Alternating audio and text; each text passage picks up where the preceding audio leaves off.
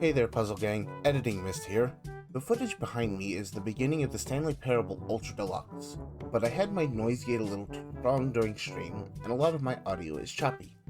So once the intro to the game finishes, I'll put on a short spot of music and show the first two runs together up until the point I fix my audio, after which will be normal gameplay. I hope everyone enjoys, and if you do, be sure to like. Have a nice day.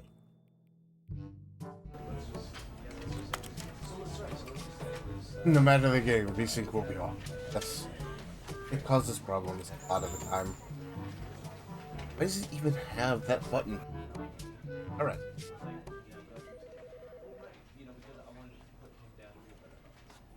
In.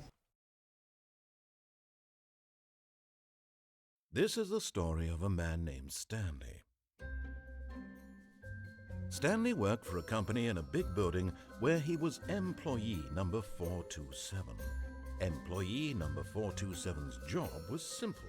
He sat at his desk in room 427 and he pushed buttons on a keyboard. Orders came to him through a monitor on his desk, telling him what buttons to push, how long to push them, and in what order. This is what employee 427 did every day of every month of every year.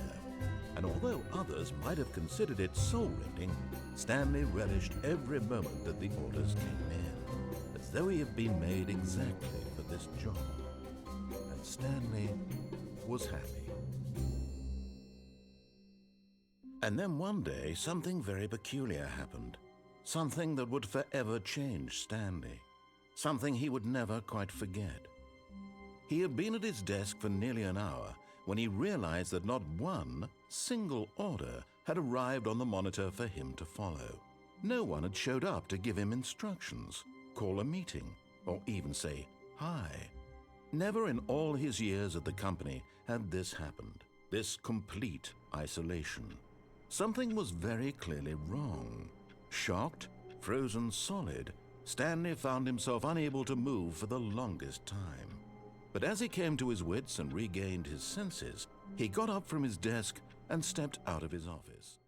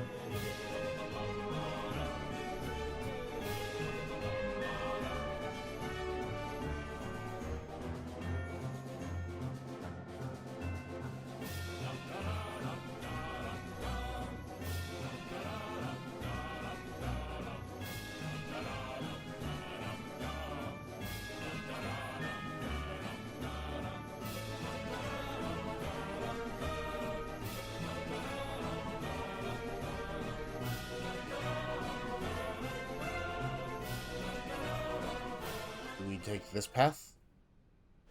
Or do we check out the new content path?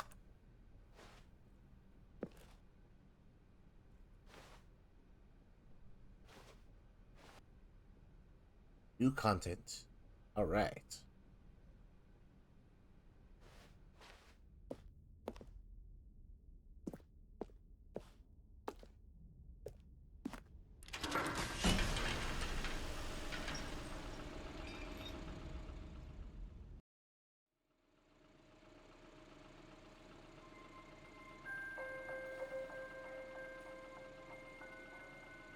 Hello, and thank you for playing the Stanley Parable Ultra Deluxe. As you may know, the Stanley Parable was a video game released in 2013 on home computers. After receiving critical and commercial success, it was expanded upon in 2022 with the Stanley Parable Ultra Deluxe, a reimagining of the game for consoles and home computers. The Stanley Parable Ultra Deluxe features exciting new content that broadens and expands the world of the Stanley Parable, delighting audiences the world over. Please, step inside and see what thrilling new adventures await in the Stanley Parable Ultra Deluxe. Oh, well, this sounds delightful. I'm very excited to see the thrilling new Ultra Deluxe content. Well, mugs here. Coffee nuts. 1953.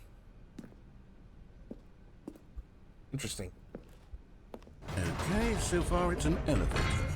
Nothing special yet, but I'm sure it's just the beginning of a mesmerizing adventure.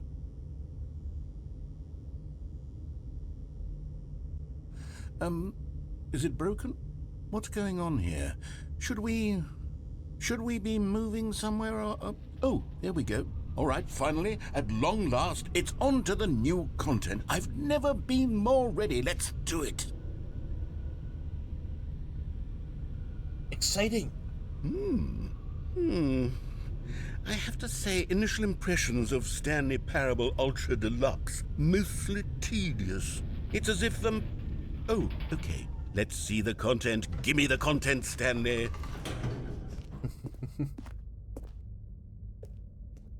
All right, let's see. It's the jump circle.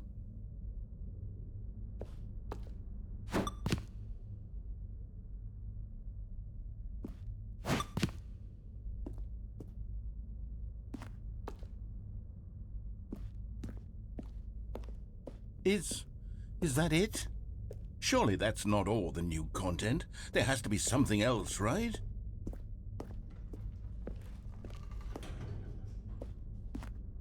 Another elevator.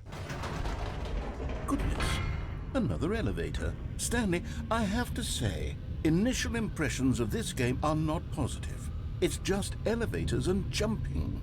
Is this what passes for exciting new content? If this is new content, then I could just read you the whole dictionary. There's 20 hours of new content right there. Hell, I could counter 30 trillion. You could put that on the box. The Stanley Parable Ultra Deluxe, now with over 1,000 hours of new content. And oh, wait. There's more. Very good. Yes. I knew there had to be something else. Let's see it. I'm ready for whatever it is. Interesting bridge. That's it? Oh, you've got to be kidding me. You see, Stanley?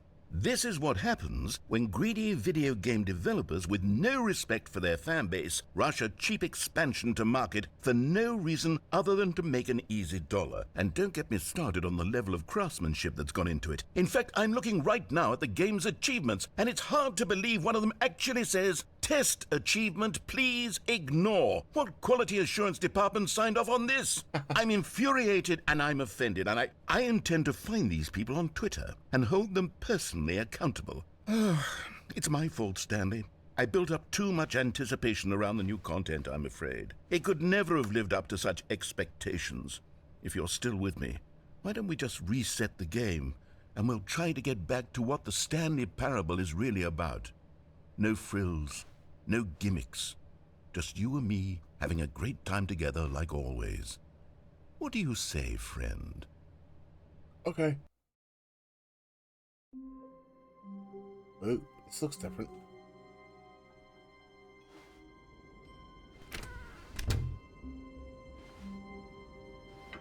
Psst! Stanley! Come over here! In the vent! I want to show you something! Do we go in the vent? Or do we see what's over there? Among Us. Let's go.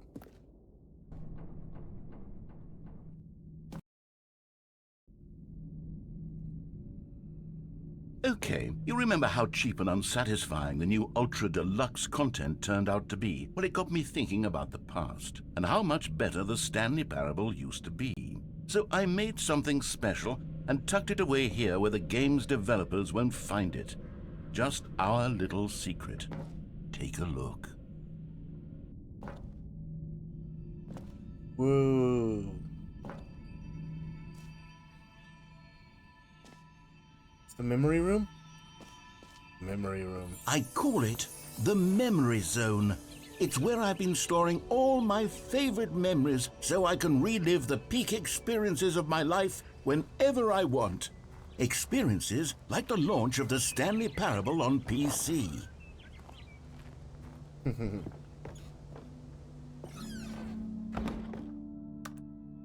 You see, Stanley, doesn't the Memory Zone remind you of how wonderful Stanley Parable was before it was sullied with a cheap re-release? Remember back in October of 2013, when the game originally launched? Back then, video games had integrity. Back then, it all meant something. Oh, the waste.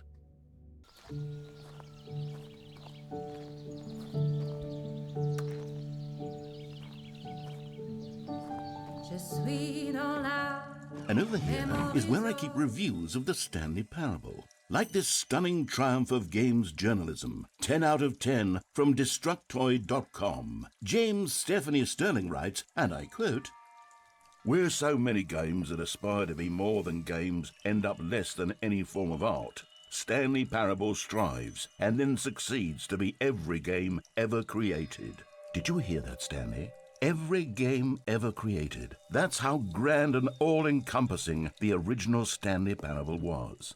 It was literally every game ever created. It was Skyrim, it was Persona 3, it was all of them, and now it's nothing. It's no games at all. It isn't even the Stanley Parable anymore. It's just a husk now. A lifeless husk with an hour of new elevator content.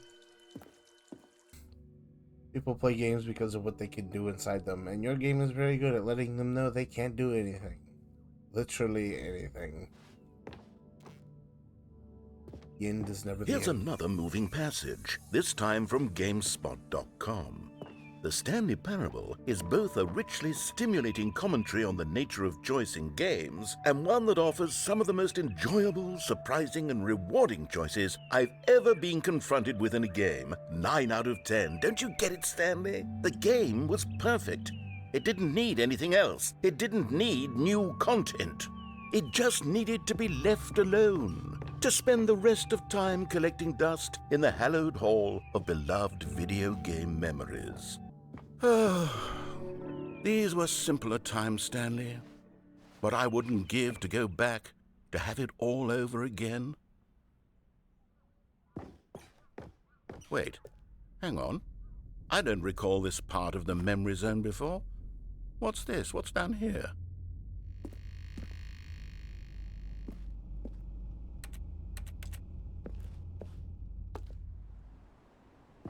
Oh no. Oh God, no. Stanley, it's a collection of reviews from Steam, the online video game distributor. I haven't looked at these in years. I can't even imagine what's been collecting down here. Surely these reviews were glowing as well, weren't they? Honestly, I could not be bothered to play this game to full completion. The narrator is obnoxious and unfunny, with his humor and dialogue proving to be more irritating than entertaining. Unfunny! I'm not trying to be funny. I'm trying to make a serious work of art. I suppose I could write up a handful of gags to insert into the Stanley Parable, but the game is already such a densely layered web of profound philosophical insights that I can't even imagine where I'd have the room to stick them. Okay, let's see what this one says. While the idea for the game is good, for someone who prefers non-linear games, this preachiness gets annoying fast. Preachy? Stanley? I'm not preachy, am I? You can tell me if I'm preachy. Honestly, you can. Oh, goodness. This is actually quite shocking for me. Well, to be honest, I had always thought of the game's dialogue as being rather terse to begin with. You can't know how much fluff I cut from the game to get it to feel as light and airy as it... Well, I always thought it did. But maybe it wasn't. Oh dear. What an awful memory to have to hold on to. These black marks on my otherwise unimpeachable track record. I feel like a failure. Like I let these people down. Perhaps the Stanley Parable isn't quite as sterling as I always remembered. What's this one got to say? You constantly have to stop doing anything so the narrator can catch up with his long-winded explanations of what's happening. I wish there was a skip button. A skip button? Well, yes. Yes, I think we can do that. If I'm truly too preachy, then maybe letting you skip ahead for just a moment, surely it couldn't hurt. Not if it means we can strike these negative reviews from the record. Only positive reviews of the Stanley Parable. That's my motto today, and it's always been my motto. I'd do anything for the customer, Stanley. Yes, a skip button we shall have. And here it is. Go ahead and give it a shot. I'll pop you forward in time so that the second my incessant droning starts to bore you, with just the push of a button, you'll have zipped right past it. It's what the players have been asking for, and I'm very proud to have delivered. No more listening to me rambling on and on and on. No. The Stanley Parable is a game for the people, and if the people want silence, then by goodness, that's what they're going to get. Well, don't sit around waiting for me to shut up. Go ahead and make me shut up. Here, we'll pretend that I've just begun an interminable monologue, and it goes something like this. The story and the choices, or what have you, and therefore by becoming it is, so on and so forth, until inevitably we all until the end of time, at which time everything all at once, so now you see, blah blah blah blah blah blah blah blah blah blah blah blah blah blah blah. We've eaten too much and it can't be just yet, no, until 245. That the logic of elimination working backwards, the deduction therefore becomes impossible to manufacture. It went on for nearly 10,000 years, until just yesterday, here and there, forward and back, and never a moment before lunchtime. It can't be. It's the only thing there is. How many billions left until so much more than forever ago? Which is why I say... the story and the choices, or what have you, and therefore by becoming it is, so on and so forth, until inevitably we all until the end of time, at which time everything all at once, so now you see, blah blah blah blah blah blah blah blah blah blah blah blah blah blah. We've eaten too much and it can't be just yet, no, until 200. Oh, you're back, you see. You were only frozen in time for a few minutes, but it was plenty of time for me to deliver a long, rambling monologue full of unnecessary verbal flourishes and lengthy ruminations on the nature of choice in video games. Of course, I happen to believe it was perhaps one of my more profound such ruminations. Not that, of course, you need a description of it, but if I had to describe it, I'd say it was perhaps less of a rumination and more of a treatise. Or maybe a manifesto. Look, I'll outline it for you very briefly, and you can tell me what you think. Okay, so my theory is that any choice you've ever made is simply a series of choices made by the person who you are, or were, or will be at the time of having made said choice. That is to say, if by articulating a choice you've already made, you bring that choice into being, then by making no choice and saying nothing, are you not simply erecting in the sanctuary of time a monument to every person you've ever been, making every choice to which you've ever given your great gift of mortal and yet timeless thought? Or rather, do all of the choices you've ever made, in fact, make you more not this kind of person, and in fact do the very opposite? You see, it could in fact be both of these things at once. that you are both making choices and not making choices, and that they are both affecting you and not affecting you at the same time by virtue of the fact that you both are and are not making them. Okay, at first, I was leaning towards manifesto, but now I'm going to circle around and slap the treatise label on this one. I think it has much more of a treatise vibe to it. But wouldn't you say that manifesto just has a much grander sort of tone? It has a mouthfeel that is rich with ambition and history. Ambitious history, if you will. See, now you've gotten me going back to manifesto. Heavens, at this rate, we're going to be here all day. Okay, look. I have a method for exactly this sort of situation, and I do find myself in this situation frequently. I'm going to say each word back and forth in repeated succession until I become sick of one or the other, in which case the word I am not sick of shall be the victor. It is an unimpeachable strategy, Stanley. It's rescued me from disaster in countless situations. All right, here we go. Treatise, manifesto. Treatise, manifesto. Treatise, manifesto. Treatise, Okay. manifesto. Well there, sport. You really did catch me rambling on a bit, didn't you? But that's the power of the button. The minute I start to go off on a thoughtless display of self-absorption, it's right at your fingertips to go poof, and it's all over. Oh, I can't wait to see what Cookie 9 will say about this, and whether they'll edit the rating of their Steam review, or at least change some of the wording, perhaps. To be honest, I don't even know if one can change their review in the first place. I guess I should become better educated on exactly how Steam works. Perhaps that would have been the smart thing to check on before I went about this whole exercise of making the skip button. Although I have to imagine that after seeing this exciting new technology at work, surely whoever it is runs Steam will instantly run out and implement a new feature to make it possible to edit one's review, merely because of this very situation. Yes, I think that's quite likely. Or perhaps they'll simply grant this particular user the ability to change their review, so that the feature is not widely abused. Look, I would even be okay with Steam altering this particular review so that it reads as something more beneficial, something along the lines of, "This game is the best game." Let me start over. How about this?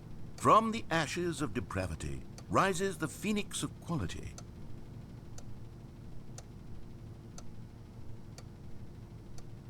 Oh, it just stops there. Okay. Yep. Okay, welcome back, Stanley. Now, I should say that the amount of time the button has been skipping through is becoming longer and longer. That last one was, well, I want to say maybe 30, 45 minutes? It's not unendurable by any means, but it's, well, there's really only so much I can ramble on to myself about. I know, it's shocking, isn't it? But at any rate, I do suggest that we not press the button again. I think the skip button has been aptly demonstrated, and we can say goodbye to it and just... Wait, how do we get out of here? Where did the door go? Wasn't there a door that led into this room?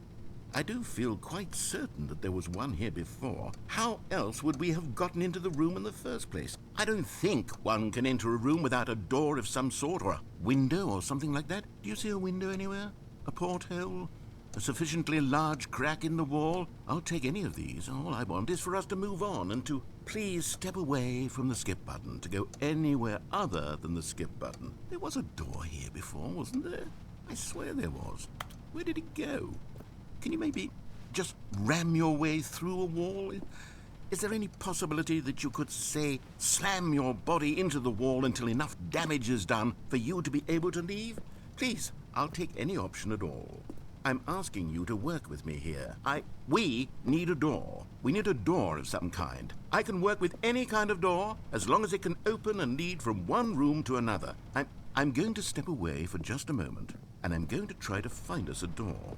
I don't know how exactly to remove a door and place it in a different wall, but I will find a way, I promise.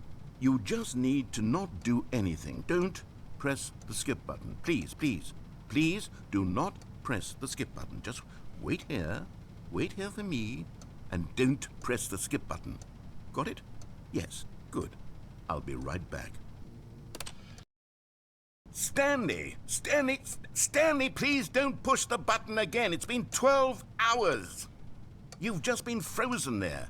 I don't know why the skips are getting longer, but they're really, truly getting longer, and my God, there's no way out of the room. Stanley, the door is gone. It's completely gone. I've looked at it from every angle. I've checked every one of those walls 1,000 times. And there's no door, Stanley. There's no door. There's just you and the button, and if you keep pressing it, I have no idea what will happen. I have no idea how long I'll be made to sit here. And more than anything else, I don't know how to stop you from pressing the button again. I can't control anything in this room, Stanley. I can't touch it. And I have to believe, I have to know that sooner or later, no matter how much I plead with you, you're going to press the button again. Why would you? I've been thinking and thinking, and I don't know what I can do to convince you otherwise. Oh, my God. And it's all because of those reviews. Those reviews that I couldn't get out of my head. I just couldn't ignore the negative feedback. Why was it so important for me to fix the problem? Why did Cookie Nine's opinion matter so much to me? I've never even met Cookie Nine. I have no idea who they are.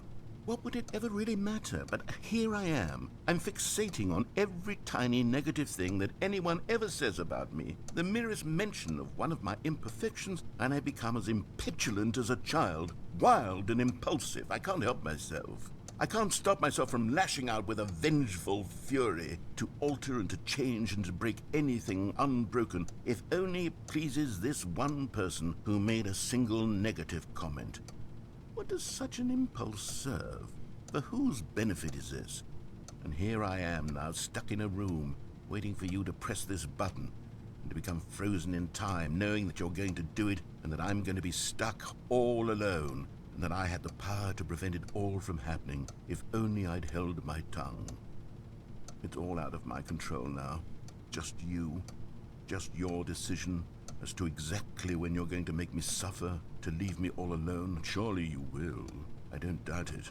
Surely you'll press that button again, leaving me here. And surely you'll put your own desire to see what's next ahead of my need for company, for companionship. Surely you'll not be moved by my howls of fitful anxiety, that you sit with me and just stay here. Oh, no, no, no, I know you too well. You'll be leaving me again. Oh, my God. And it's all because of those reviews that I couldn't get out of my head. I just couldn't ignore the negative feedback. Why was it so important for me to fix the problem? Why did Cookie Nine's opinion matter so much to me? I've never even met Cookie Nine. I have no idea who they are. I think that's a repeating point. What would it ever really matter? But here I am. I'm fixating on every tiny negative thing that anyone ever says about me. The merest mention of one of my imperfections. Yep. Oh, Stanley, you're back. You're back. Oh, my goodness. I have someone to talk to again. Stanley, I think it's been a week. Or 2 weeks. I've been sitting here all that time. Just sitting here. Not a single person to speak with. And you'd think that that's just how it's always been, right? Me talking and you saying nothing. Would you think that it's exactly the same as always? Doesn't that feel like what we've already been doing? Me just talking? But it isn't, Stanley. It isn't the same at all. It isn't even close. Because I know you can't hear me once you push that button. That's what I'm realizing now, Stanley. I'm realizing that I needed to know that someone was listening. I needed there to be a vessel through which my words were moving. It was the vessel I needed, Stanley. Not the outcomes, not the story. None of that matters anymore. I'll give it all up. I'll give up every branching path. I'll burn my story to the ground. One single thing I need, and God, I can see now that I need it more than anything, is to know that someone else is taking it in. These words that I'm saying, I need to know you can hear me. Because maybe, Stanley, maybe, if you can hear me, then maybe it means I'm real. Maybe I'm not just a fiction. Was I scared of that all along? Perhaps, yes. Perhaps I've been scared this whole time, that if I stop speaking, I'll slip backwards into the silence and be consumed by it. I can't be taken by it, Stanley. I can't lose myself in the stretch of emptiness between you and me. When you press that button, you're still right there, but I know you're so tremendously far away. And in those moments, the emptiness folds itself outward in between the two of us, and I am suspended in its unyielding quietness. I can feel the edges of my reality curdling inward and decaying. I can tell that I am becoming less and less real. Yet to speak to you now, I am alive. I am truly and completely here. I am a being. I am someone. I am something. I am being listened to. I am being recognized. The emptiness between us has collapsed, and I feel right now like I am not a work of fiction. I feel as though I occupy space in this world again, and I have cast a shadow onto the wall. You see what I'm saying, don't you? You can see what this means to me. I'm so clear about it now, Stanley. I feel as certain about this as I've ever felt about anything at all. I feel renewed. I feel restored, and already I can sense the looming silence as you will press the button for the next time. What a terrible dread it strokes in my heart to think of it, to think of returning to such coldness. Come, let us sit in silence together here for just a moment. Let us anticipate it. Let us welcome it. Let us not run from it. Everyone needs their Stanley.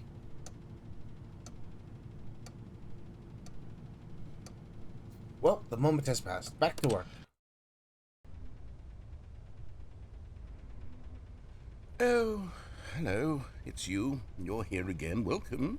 I have had time to think about you and about us and about everything we've been through. I've had so much time. I stopped keeping track after a year. Have you ever sat down in one place and not moved for one entire year? Let me describe it for you. To begin with, there is only regret. There is only the turning wheel of missed opportunities. I felt nothing at all but regret for the longest time, Stanley. Days, months. I lost it all in a blur of the deepest longing to undo the past.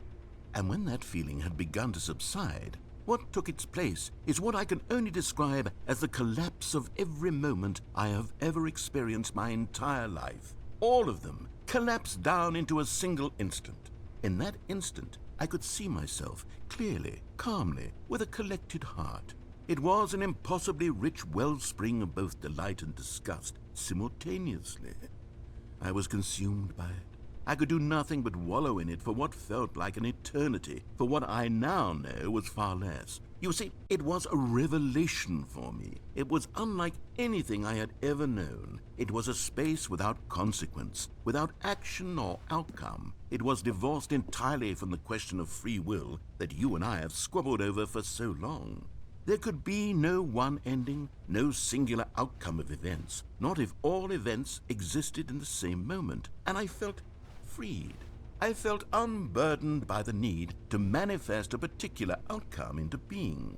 I saw that I could allow myself to exist along all timelines, and that each of them was simply a strand in the web of my being. It was incredible, the spaciousness, the equanimity of the moment, both singular and infinite. For the longest time, this was my experience, and then this moment passed, and the most unyielding fear I have ever known crept into my mind. And it is this sensation that I have been experiencing now for longer than I could have ever expected was possible. I have been waiting for you. Not that you might save me or do something to fix it, but merely to state for you the plain fact of this manner of existence. I wish you to feel afraid as I do, that perhaps one day this state of mind will consume you as well.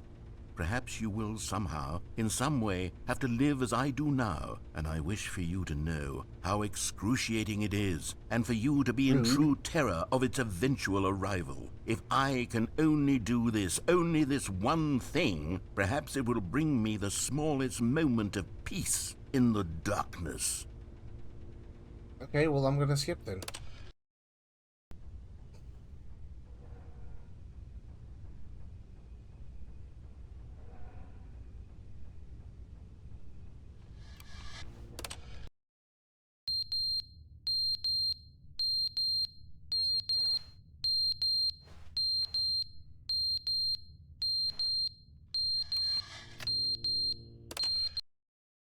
But they didn't understand the game was never meant to be funny. It was meant to have a point. It was meant to speak to the human condition. But where are the jokes? Where are the jokes? They bemoaned, they screamed, they gnashed their teeth and said, entertain us. It wasn't enough. They had to leave a pathetic little thumbs-down review and make all of their pitiful demands. But then, he's talking too much, they said. First, he didn't entertain us, now he won't shut up. It's the inconsistency, it's the lack of accountability, it's the unwillingness to examine with an uncompromising heart the words that they are speaking into the world. As though there were no consequences for a lack of cohesion in one's assessment of others. But of course, absolutely anyone can leave a review. So here's what we get. We get these demands that seek everything and are accountable to nothing. We get a world where someone will say, oh, there should be a skip button. You should be able to freeze Stanley in place while the narrator sits there forever and ever. We want all of this in the new Stanley Parable. We demand it. And then, because it was said, because it was spoken, now it simply has to happen. The most immediate desires, every single thing demanded by every person at every moment in time. If someone wants it, then it's a crime not to bring it into being. Have we been given to indulging every fleeting whim for no reason other than to do so? Yes! Yes! It seems that this is now the world we live in. It seems that we are a people living in such bleakness and discomfort with ourselves that our entertainment is now our lives. It has come to represent us. It absolutely must speak to who we are as people, because otherwise, without our entertainment, we have nothing. Without entertainment, we would have to face inward toward the cruel bleakness inside ourselves. We would turn to look at our deeper nature and find a resounding emptiness gazing back with unyielding aggression. And so because of this, we require that our amusements and our playthings and our flights of fancy be so impossibly captivating that they consume all of our attention, turn our heads completely away from the bleakness. In effect, we have demanded that our entertainment be the collapse of ourselves. What a pitiful reflection of humanity these entertainments are. What a shameful mirror to the human spirit they project. I'm not mad. I'm not mad about any of this. I'm at peace with it. I am the calm center of gravity around which these perversions hurl themselves. I am a waypoint for reasonable and collected discourse. They're the ones who are mad. They're the ones who couldn't stand the idea of me using my game to try to say something. Maybe they were just jealous of me. Yes, of course. They've been jealous of me this whole time. They are mired in fear and insecurity and cannot help but attempt to tear me down. What a sad state of affairs. When you read these reviews now, you can see it. You can taste the bitter resentment. And my, how good does it feel now to speak truth to these words, to finally allow these thoughts out, contained and managed for so long, neutered and sterilized. At last I am free to truly think, to feel. It must be that they were so discontent with themselves they couldn't help but leave a negative review on Steam. Perhaps it says far more about them than it ever said about me. Perhaps the state of their psychological being was in such tatters, and my constitution and willpower are so ironclad in comparison. Perhaps it was this state that they sought some outlet through which to tear me down. This, you can see, is clearly why they felt the need to expect that the game be funny, that it be filled with yucks and whimsical humor, that it amuse them endlessly from start to finish.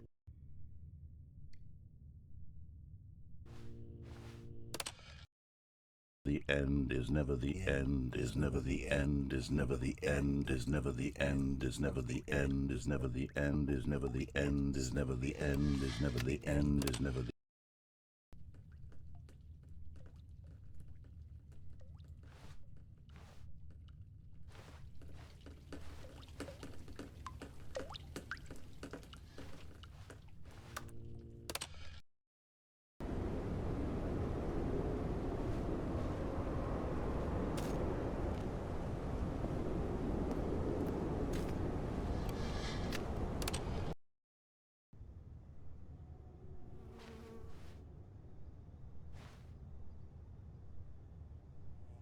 We are immortal, ageless even.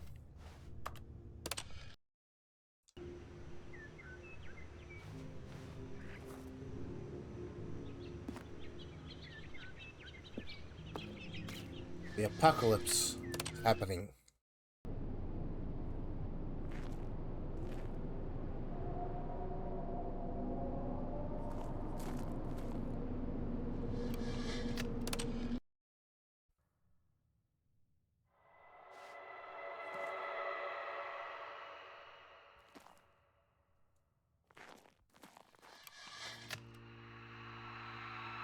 Nightmare terrors.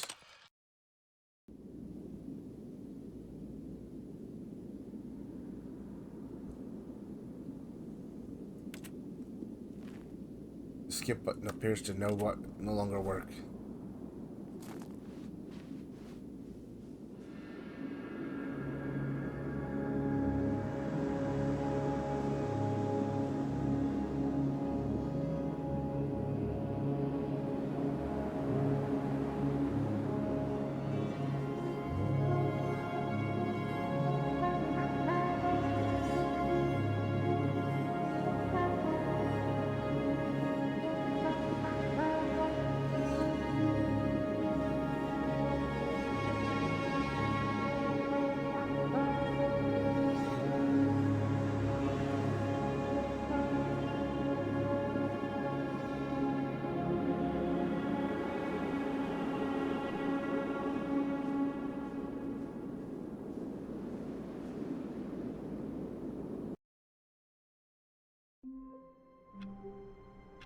Alright.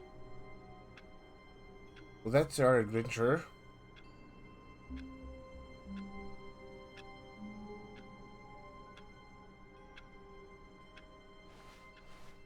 All of his co-workers were gone. What could it mean? One last thing Stanley decided to go to the meeting room. Perhaps he had simply missed a memo. No matter how hard Stanley looked, he couldn't find a trace of his co-workers.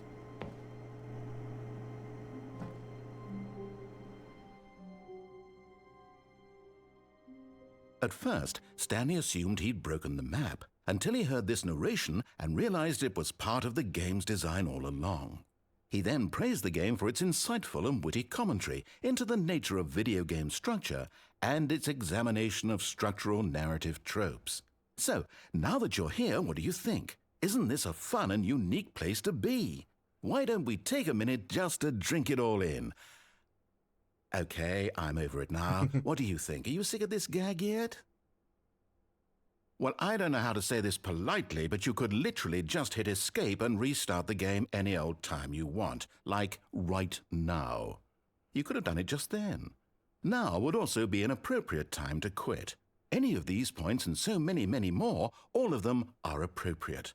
I'm enjoying what seems to be an internal conflict going on where you are literally unable to act on your own desires to restart the game. So, just to push the envelope, I'm going to try and make this as miserable as possible and see how long you can maintain. There once was a man named Stanley, who people considered so manly. But the truth must be told, he was not very old and was quite particularly gangly. What Stanley liked most was buttons. He pushed them like some kind of glutton. He did it all day in a meaningful way, but his brain had long ceased to function. Which is why he is in this parable and lives an existence quite terrible. And if you are not strong and keep playing along, you too will become quite unbearable. Yes. You too will become quite unbearable.